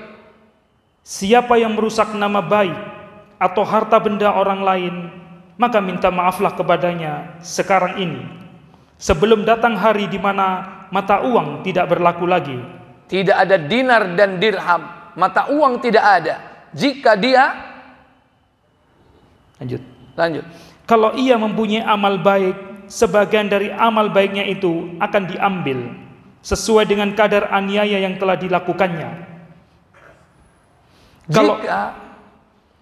Kalau ia tidak mempunyai amal baik, maka dosa orang lain itu diambil dan ditambahkan kepada dosanya.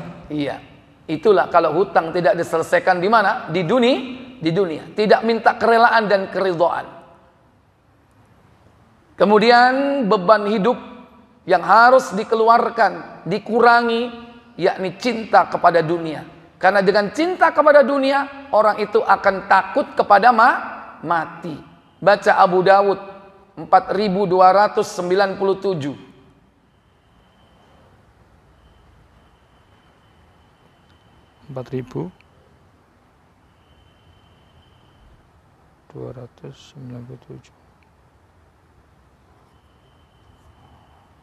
Dari Thauban. Dari Thauban ia berkata. Dari Thauban ia berkata, Rasulullah SAW bersabda, Apa sabda beliau? nyaris saja bangsa-bangsa memperebutkan kalian, umat Islam, sebagaimana memperebutkan makanan di mangkuknya. Lalu seseorang berkata, apakah saat itu kita kaum minoritas? Rasulullah menjawab, tidak. Bahkan kalian saat itu berjumlah sangat banyak. Hanya saja kalian bagaikan buih yang terhempas di lautan. Allah mengeluarkan dari hati musuh-musuh kalian rasa takut terhadap kalian, dan Allah akan melemparkan kelemahan di dalam hati kalian karena cenderung mencintai dunia dan membenci kematian. Iya, ketika Nabi SAW ditanya oleh sahabat, mal wahnu, apakah penyakit wahan itu? Nabi menjawab, al-rahiyatul maut, dan takut kepada kematian. Maka kadang orang cinta kepada dunianya, contoh cinta kepada tubuhnya, cinta kepada fisiknya, maka ruh itu tidak akan lancar keluar dari tubuhnya, karena dia cinta kepada dunianya. Yang paling dekat adalah tubuhnya. Karena bisa jadi tubuhnya ini mahal, Bu, merawatnya. Dia harus pergi untuk sulam rajut alis, habis ratusan juta karena dia pergi ke Korea. Pengen punya hidung mancung, pengen tetap kencang kulitnya. Berarti kan dia mencintai dunianya. Setiap helai rambutnya ini harganya mahal, sehingga jangan sampai ada yang merusaknya. Ketika ruh itu mau keluar, karena dia masih mencintai tubuhnya, tempat di mana dia tinggal, sehingga dia tidak keluar dengan begitu lancarnya. Susah, kemudian dia harus keluar. Yang mau tidak mau malakul maut, hingga akhirnya memaksanya untuk keluar. Maka betapa sakitnya ruh itu ketika dicabut, ketika ruh itu mencintai dunianya, mencintai tubuhnya, bagaikan besi panas membara yang dibalut dengan kain yang basah, kemudian ditarik dengan kuat. Bagaimana keadaan kain basah tersebut? Itulah gambaran orang-orang mukmin.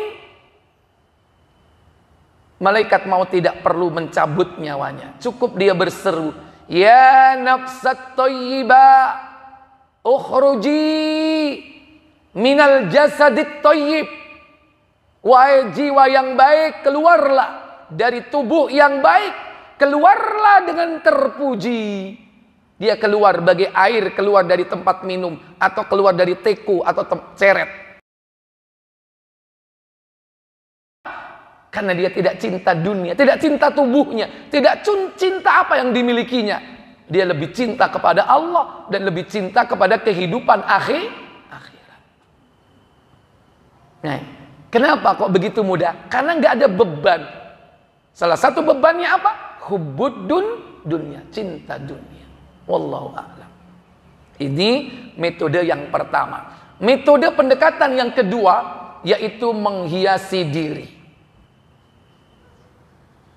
Meliputi dihiasi diri kita dengan akidah sahihah, dengan amal salihah, dengan amal jariyah, bahkan kalau perlu dengan jalan pintas secara instan untuk mendapatkan perjalanan yang mudah dengan cara jihad fi sabilillah, dan juga dengan sabar ketika tertimpa musibah.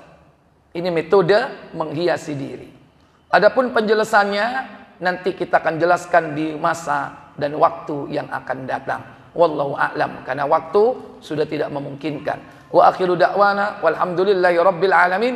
Subhanakallahumma wa bihamdik, asyhadu an la ilaha illa anta, astaghfiruka wa atubu ilaik. Wassalamualaikum warahmatullahi wabarakatuh. Silakan kalau ada pertanyaan. Nih.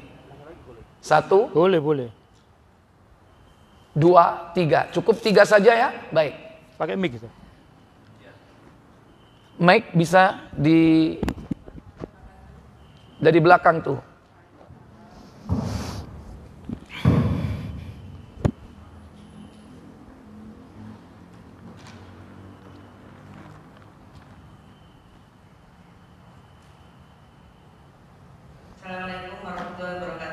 Waalaikumsalam warahmatullahi. Saya mau menanyakan masalah satu, dosa kepada Allah dan cinta kepada dunia. Maksudnya di perumahan saya banyak yang janda. Terus maksudnya apa? Dari pegawai negeri, gila ya. Janda dari pegawai negeri, tapi dia menikah lagi, menikah dengan cara siri. Dia tidak melepaskan pensiunnya. Apa pensiunnya itu sudah masih haknya dari si janda itu? Sebab dia kan sudah menikah, tapi tidak sah di agama pemerintah. Jadi cuma nikah siri. Di agama sah, tapi kalau dari pemerintah kan tidak ada kesahan, Pak. Nah, Syarat dari pemerintah apa? Apa? Syarat dari pemerintah apa tadi? Tidak ada surat nikah dari apa? KUA. Jadi dia menikah sendiri. Iya, iya. Tapi dia tidak pernah melepaskan untuk pensiun. Itu bagi saya mengganjal. Apa itu berkah atau memang bukan haknya? Banyak yang kejadian seperti itu. Tapi orang-orang tidak tahu kalau hak pensiun itu sebenarnya kan sudah dia bukan janda. Gimana hak pensiun kenapa? Pensiunnya tidak dilepaskan. Iya iya tahu. Maksudnya hak pensiun itu kenapa tadi? Pensiunnya kalau sudah itu kan berarti dia bukan janda. Berarti sebenarnya kan pensiunnya itu kan harus dilepaskan. Memang aturannya begitu. Iya. Kalau janda kan di pemerintah bilangnya seperti gini. Ibu A dari janda bapak ini. Loh, berarti kalau dia sudah menikah lagi berarti dia kan bukan janda. Walaupun secara siri. Itu yang jadi beban. Uang janda itu yang pensiun setiap bulan itu berkah atau dosa, Pak? Itu yang jadi selama ini apa bagi ibu-ibu yang tidak mau melepaskan uang pensiun sebagai dunia ya, Pak ya, sebenarnya itu sebenarnya yang harus diluruskan dalam hadisnya apa, suratnya apa, jadi bisa disebarluaskan. Nanti saya bisa ke Ustazah untuk menerangkan kalau memang kita ingin sama Allah dicintai dan uang itu berkah, itu harus ada penjelasan dari itu. Saya sebagai orang awam, jadi saya nggak ngerti, saya cuma bertanya seperti itu. Assalamualaikum warahmatullahi wabarakatuh. Ya baik. Saya kurang paham tentang aturan mengenai pensiun itu. Karena saya sendiri belum tahu perjanjian akadnya dengan pemerintah seperti apa. Dan dari keluarga saya nggak ada yang dari pegawai negeri, jadi saya nggak paham masalah akad perjanjian uang yang didapatkan dari pensiun suami yang sudah meninggal dan yang mendapatkannya adalah jandanya. Itu aturannya seperti apa detailnya. Nah semua kan tergantung dari akad, tergantung dari akadnya kan itu. Seandainya ada celah di situ, mungkin ada peluang untuk diskusi tentang makna janda. Janda di situ, apakah hakikatnya itu adalah asal dia janda? Berarti kalau sudah tidak janda, tidak berhak? Ataukah yang dimaksud janda itu dia mantan dari janda pegawai negeri itu? Sekalipun nanti dia mau menikah, silakan. Tapi yang penting asal dia pernah menjadi seorang istri dan dari seorang lelaki yang jadi pegawai negeri. Berarti kan dia mantan jandanya itu kan. Apakah kategori janda itu yang pertama atau yang kedua? Nah itu masih ada diskusi di situ. Makanya saya nggak paham. Janda itu apakah yang penting dia bekas atau mantan dari seorang istri pegawai negeri? Sehingga apakah dia menikah atau tidak, itu tidak masalah. Kecuali ada klausula, kalau dia sudah menikah, baik resmi ataupun tidak resmi, asal dia sudah tidak menjanda, maka tidak berhak atas uang itu. Adakah klausula sejelas itu? Pertanyaannya, ya kan? Ya kan? Baik, apakah dia kalau sudah menikah, baik resmi ataupun tidak resmi? Ada nggak klausula seperti itu? Akhirnya apa? Ketika klausulanya kalimatnya adalah resmi, nah dia akhirnya mensiasati diri. Nikahnya tidak resmi, tapi dia sah di mata Allah. Iya kan?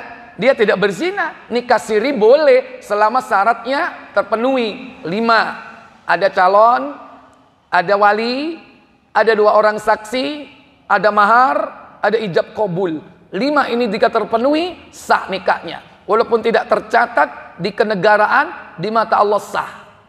Ini kalau bicara nikahnya ya. Siri itu ada 2. Siri yang syar'i, ada siri yang tidak syar'i. Yang syar'i contoh tadi saya sebutkan, memenuhi syarat. Ada siri yang tidak syar'i, tidak memenuhi 5 syarat tadi itu. Walinya nggak ada, ya kan? Atau mungkin dia asal datang ke orang langsung dia nikah melalui seorang ustadz, ya kan? Nggak boleh. Sementara walinya ada. Nah itu kita bicara pernikahannya. Kalau memang sekiranya pernikahan itu sah menurut Allah, lantas dia tidak catatkan di kenegaraan, maka bisa jadi itu cara dia untuk mensiasati untuk tetap mendapatkan pensiun. Kalau sekiranya di situ tidak disebutkan apa tadi? Kalau dia sudah menikah baik secara resmi atau tidak resmi, asal dia sudah tidak menjadi janda, maka dia tidak berhak atas uang pensiun itu. Maka otomatis uang itu haram bagi dia. Tapi kalau nggak jelas, ya kan? Makanya statement atau klausul itu masih ada celah. Makanya saya katakan masih ada apa? Bisa diperdebatkan itu. Maka seandainya hukumnya belum jelas antara halal dan haramnya, maka itu subhat. Caranya bagaimana solusinya? Solusinya bagaimana? Karena mungkin dia tidak mencatatkan secara kenegaraan, ya kan? Dia seandainya harus menerima uang pensiun itu, yang penting jangan dimakan. Jangan dimakan. Makanlah dari apa? Nafkah suami yang baru. Kemana uang pensiunnya? Kasih ke fakir miskin. Itu solusinya. Supaya nanti seandainya kita dituntut di mata Allah, karena itu tidak berhak untuk kita nggak makan kok. Kita tidak sepeser pun memakainya untuk kepentingan kita, baik konsumsi, makan, minum, papan, rumah, atau pakaian. Tidak. Kasih ke fakir miskin. Dan kita makan apa? Dari nafkah suami yang baru. Tapi saiki jarang ana sing ngono. Enak oleh dobel, ya kan? Teko bojo lawas, ambek bojo sing anyar. Eman rek. Ya kan? Nah, itu solusi kalau kita merasa apa? Merasa nggak sek. Karena kita mensiasati. Atau sebetulnya bukan mensiasati, kadang nggak mau ribet. Udah deh, pokoknya nikah syar'i, walaupun tidak apa secara kenegaraan.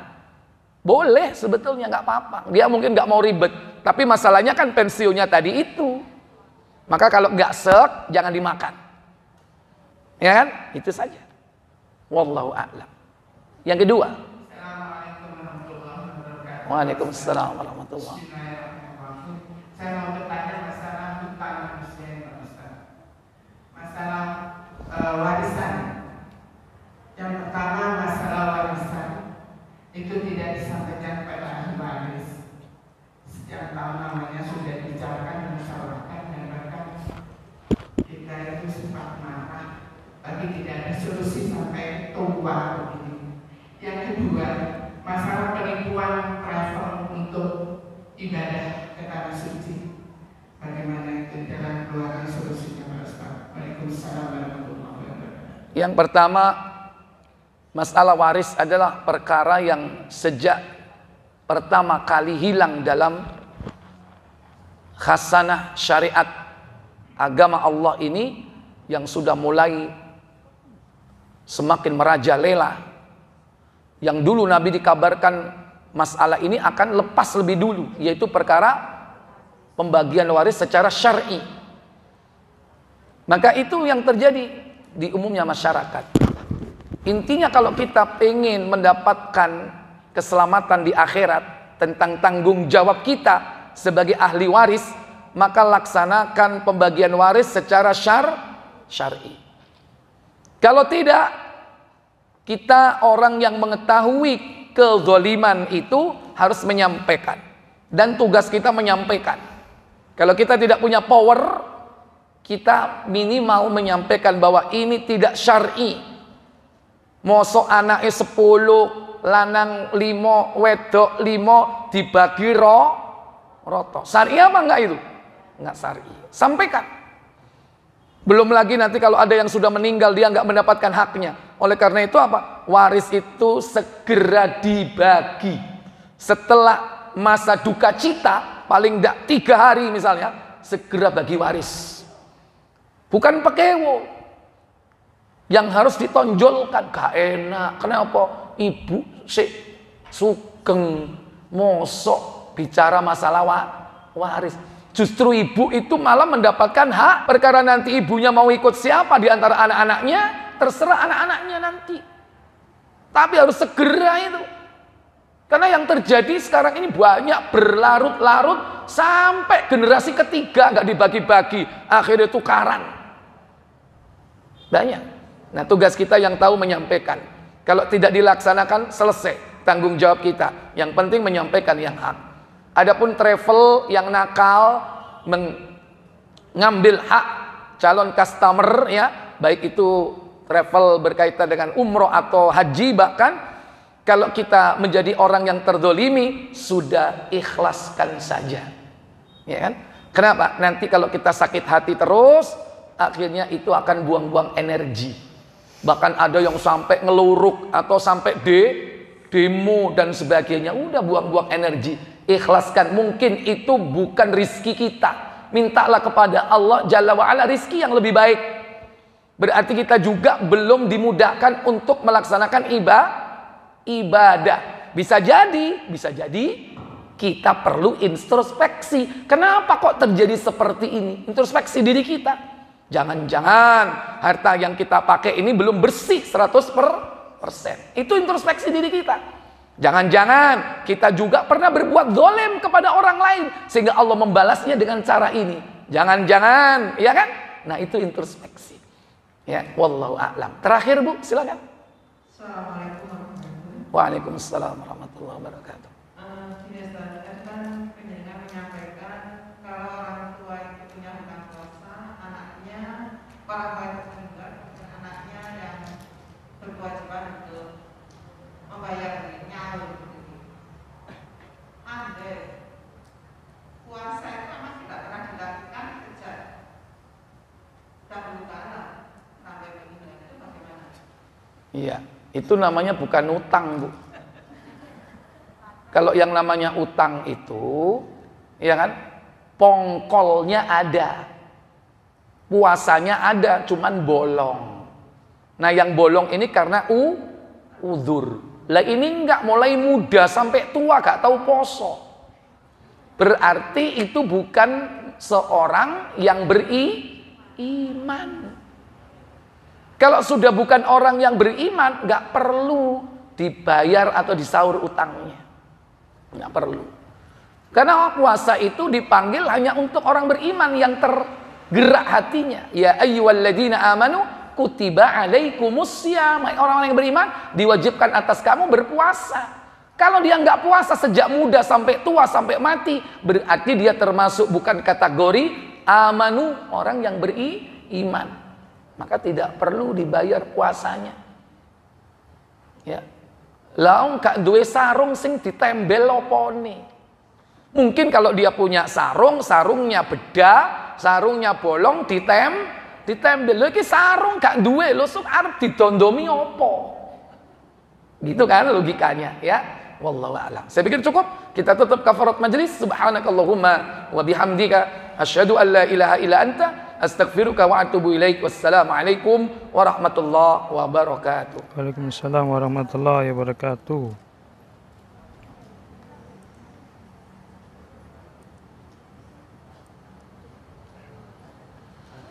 Kita utang nggak, Pak?